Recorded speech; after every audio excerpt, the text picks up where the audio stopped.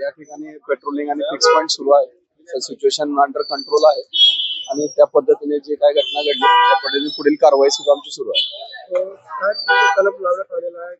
याच्यामध्ये चालू आहे, त्या संबंधी पूर्ण डिटेल मला सांगता येणार नाही आपल्याला, पण जे बाकी सिच्युएशन आमच्या अंडर कंट्रोल आणि आमचा बंदोबस्त लागलेला आहे.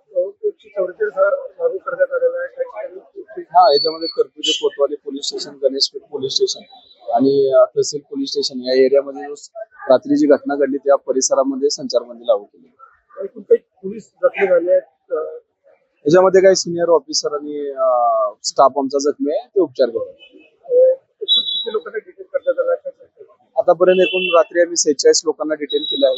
अजूनही त्याचा आकडा वाढू शकतो, त्या संबंधी आमचा तपास सुरू आहे. आज काही दुकान वगैरे बंद राहणार आहे की? हा, याच्यामध्ये आता कर्फ्यू सुरू असल्यामुळे बाकी जे आहे ते बंद राहील. बाकी दळणवळण बाकी एरियामधलं सुरू आहे.